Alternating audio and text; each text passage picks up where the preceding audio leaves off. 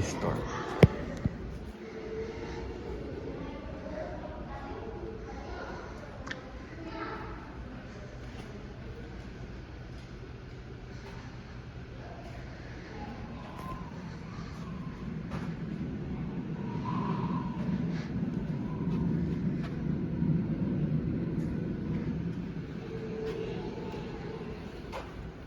What did you do?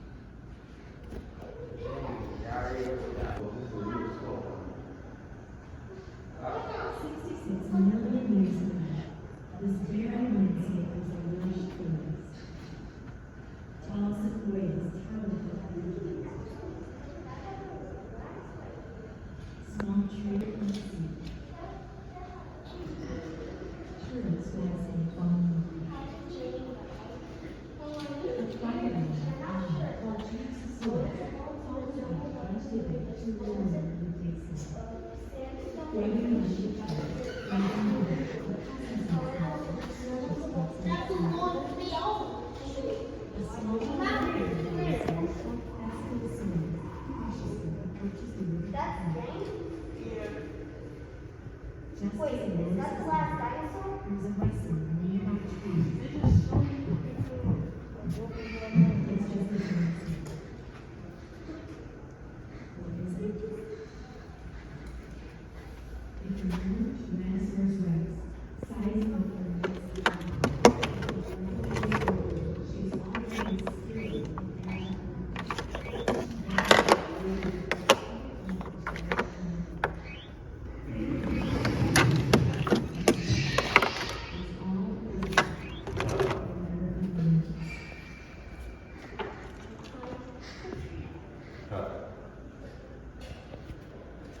Do you think this is a T-Rex or one of the A CT scanner uses X-rays to quickly obtain images of the subject from multiple positions. Then a computer compiles the information to create a virtual slice of the subject. This provides a detailed picture of the internal structure. Once we have these pictures, we can do lots of interesting things with them. We can look at them individually. We can put them all together to make a computer model of themselves. We can move it around and look at it from any angle. But this is the area we're looking at today. This bump is not supposed to be here.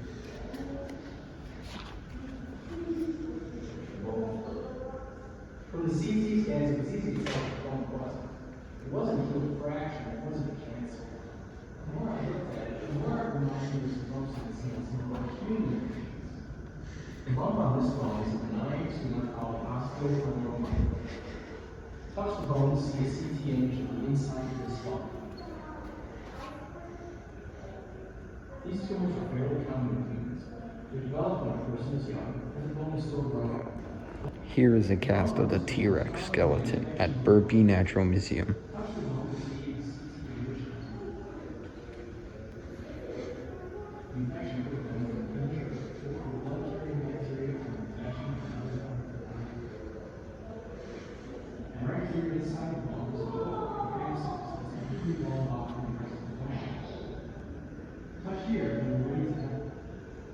Okay, what do you think the bump on this bone is? Does it look more like the osteochondromyoma or the bone infection? Great job.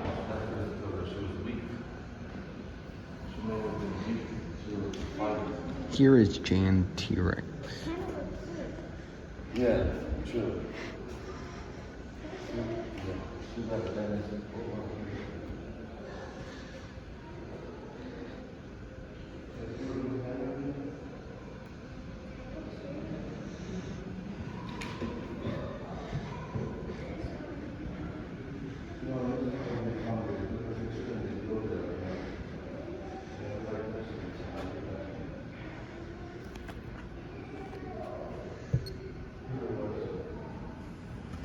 Hi, I'm Dr. Vittori. I'm a radiologist at Rockford Memorial Hospital. I specialize in reading X-rays and CT scans to diagnose different medical conditions. And this is a toe bone from Jane. It has this funny bump on it. Do you want to help me try to figure out what it is?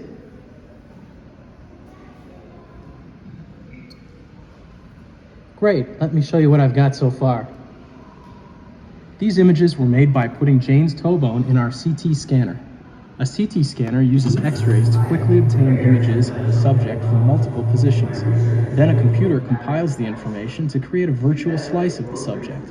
This provides a detailed picture of the internal structure. Once we have these pictures, we can do lots of interesting things with them. We can look at them individually. We can put them all together to make a computer model of the toe. We can move it around and look at it from any angle. But this is the area we're looking at today. This bump is not supposed to be here.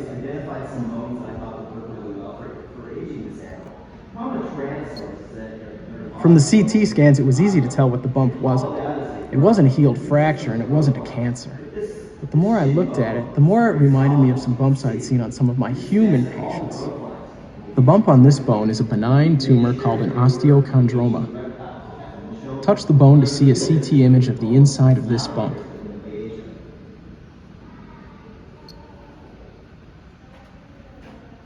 These tumors are fairly common in humans. They develop when a person is young and the bone is still growing. Most of the time, these tumors are painless. The bump on this bone was caused by an infection in the bone. Touch the bone to see a CT image of the inside of this bone.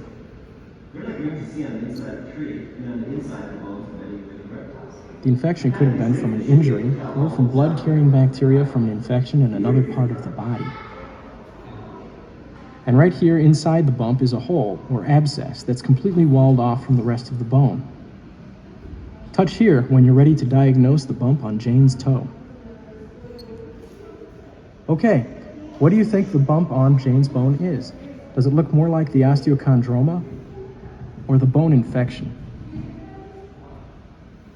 Leave a comment down below which one you guys think it is. Honestly, I'm going to go with the bone infection. Great job. That's the same diagnosis I came up with.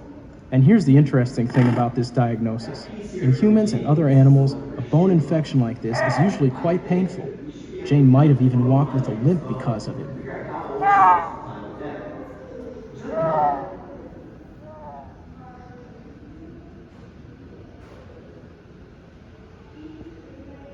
Hi, I'm Dr. Vittori.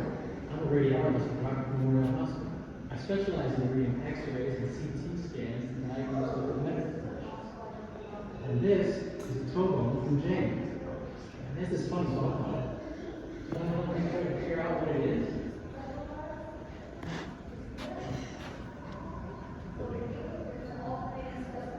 Great. Let me show you what I've got so far. These images were made by putting Jane's toe bone in our CT scanner. A CT scanner uses X-rays. Hi, I'm Greg Erickson. I'm a dinosaur paleobiologist. And in my research, I study the growth patterns of dinosaurs. And to do that, I look at growth rings in their skeletons.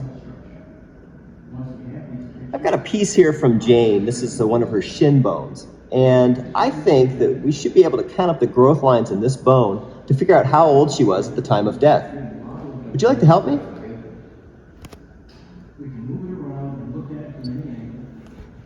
Great. Well, I've already done a little bit of work on this. The first thing I did was identified some bones that I thought would work really well for aging this animal. The problem with Tyrannosaurs is that their large bones, such as the thigh bone, get hollowed out as they grow, and this eats up some of the growth lines.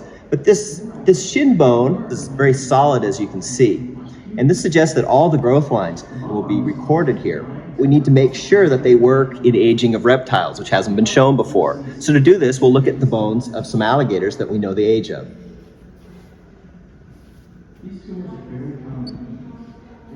First, I used a special saw to make really thin slices of the bone. Then I looked at it under the microscope. Here's what I saw.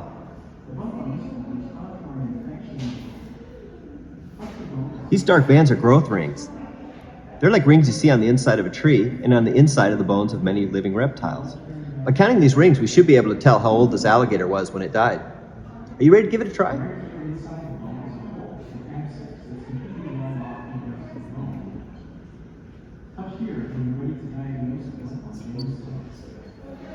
Each of these thin dark lines is a growth ring. One ring equals 1 year. How old do you think this alligator was when it died?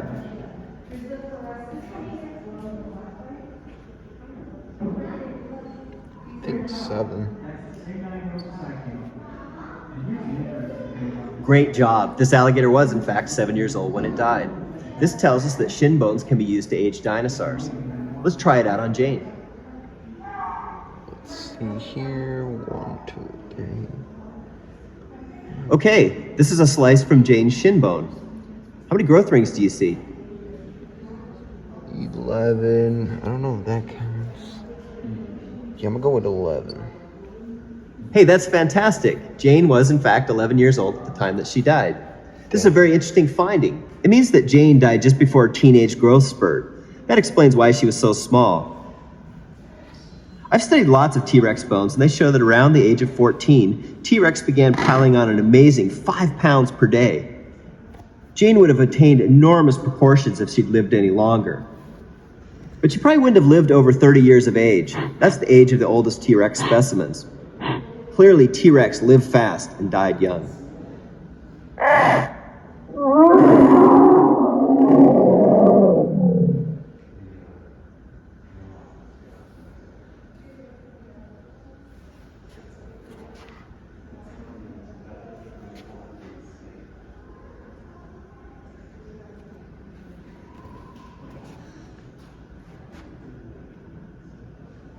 Here is one more look.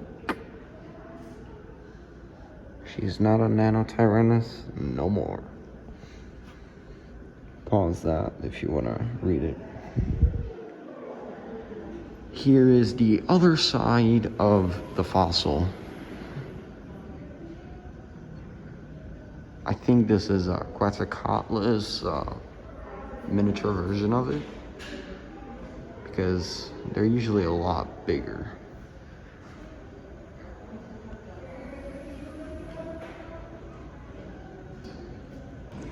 Hopefully you guys enjoyed the video of this short segment at the Burpee Natural History Museum in Rockfield, Illinois.